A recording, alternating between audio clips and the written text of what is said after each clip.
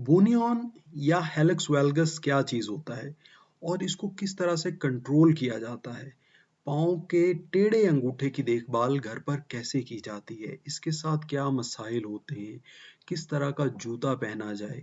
और इसकी स्टेजेस क्या होती हैं और किस स्टेज पे कौन सी थेरेपी आपको फ़ायदा देगी? ये हैं आज के सवालात जिनके हम जवाब देने की कोशिश करेंगे। हेलिक्स वैल्गस पाँव के अंगूठे का ये जोड़ अंदर की तरफ बढ़ना शुरू हो जाता है और उसकी वजह होती है हड्डी का बेसिकली बढ़ना। हड्डी जब बढ़ती है तो उससे जॉइंट में डिफॉर्मिटी आ जाती है, जॉइंट के अंदर भी, इस जोड़ के अंदर भी दर्द होता है और क्योंकि ये हड्डी को आगे की तरफ बढ़ने के लिए जगह नहीं मिल रही होती और ये अंदर की तरफ स्किन की तरफ बढ़ना शुरू हो जाती है तो फिर स्किन के ऊपर स्ट्रेच आता है, सोजिश आती है, दर्द आता है। जब जूता पहनते हैं तो वो जूता लगता है और मज़ीद तकलीफ का बाइस बनता है। इसकी ट्रीटमेंट की ऑप्शन जो अल्टीमेट ट्रीटमेंट ऑप्शन है वो तो सर्जरी है कि इसको ट्रिम कर दिया जाए। लेकिन उसके अलावा जो ऑप्शंस हैं वो ज़्यादा प्रेफर्ड हैं क्योंकि वो नॉन इन्वेसिव हैं। तो किस तरह से ट्रीटमेंट का स्टार्ट करते हैं? सबसे पहले तो कंजर्वेटिव ट्रीटमेंट होती है, इसकी एक्सपेक्टेंट ट्रीटमेंट होती है। ऑब्जर्वेशन करते हैं, आप देखते हैं इसके साथ आपको कोई ज़्यादा तकलीफ तो नहीं है, इसकी वजह से आपका चलना फिरना तो मुतासर नहीं हो रहा।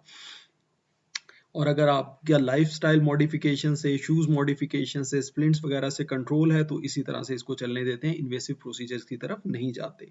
शू वियर आपको मॉडिफाई करना पड़ेगा, आपको जो है वो नोकदार नोकीले जूते की बजाय, पंपी जूते की बजाय आपको खुले टो वाले ब्रॉड वाइड जिनका ब्रॉड हो टो हो वो और सॉफ्ट टो वाले शूज़ पहनने होंगे। आपको ऐसे शूज़ पहनने होंगे जो बुनियन की जगह पे स्ट्रेचेबल हों या उनको आपने स्पेशली अपने कॉबलर को कह के उस जगह से स्ट्रेच करवाया हो। बुनियन पैड्स भी मिलते हैं, स्प्लिंट्स भी मिलते हैं। बुनियन पैड जो है ये शूज़ के अंदर पहने जाते हैं जो सिलिकॉन के हैं, राइट साइड की इमेज में नज़र आ रहे हैं और जो स्प्लिंट्स हैं ये नाइट टाइम स्प्लिंट्स होते हैं जो कि थ्रू आउट नाइट पहने जाते हैं।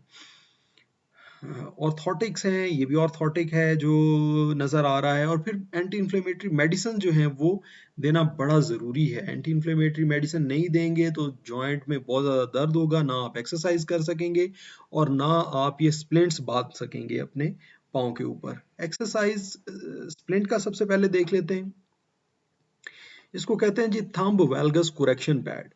ये इस तरह से पाँव के ऊपर लगाया जाता है कि ये अंगूठे को बाहर की तरफ खींच के रखता है और उससे ये अंगूठा हड्डी के ऊपर, हड्डी के सामने की तरफ रहता है और हड्डी अंदर की तरफ दबी हुई रहती है जो बड़ी हुई हड्डी है और इस तरह से डिफॉर्मिटी करेक्ट हो जाती है। अब फिर एक्सरसाइज है, ये एक सिंपल सा टेक्निक है। आपने एक बॉल रखनी है अपने दोनों पाँव के दरमियान और रबर बैंड, किसी भी किस्म का बैंड आप खुद पे भी ये घर में बना सकते हैं। दोनों अंगूठों में फंसा के आपने कोशिश करनी है अपनी एड़ी को आपस में जोड़ने की। एड़ी के ऊपर आपने, एड़ी के ऊपर मूवमेंट होगी, एड़ी को आपस में मिलाना है, अपनी हील को आपस में मिलाना है, तो उससे ऑटोमेटिकली जो आपकी डिफॉर्मिटी है वो करेक्शन की तरफ जाएगी।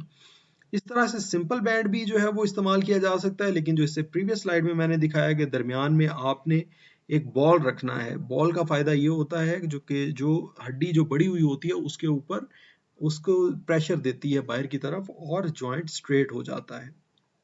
फिर जूते आपने इस तरह से पहनने हैं, जो अंगूठे वाले जूते हैं ये ज़्यादा फ़ायदा करते हैं। ये बुनियान के ऊपर बाहर की तरफ से प्रेशर बरकरार रखते हैं, अंगूठे को सीधा रखते हैं और बुनियान को फर्दर प्रोग्रेस करने में, फर्दर टेढ़ापन जो है होने से प्रिवेंट करते हैं। ये थी व्यूअर्स मेरी आज की गुजारिशात। उम्मीद है आप लोगों को इससे फ़ायदा होगा।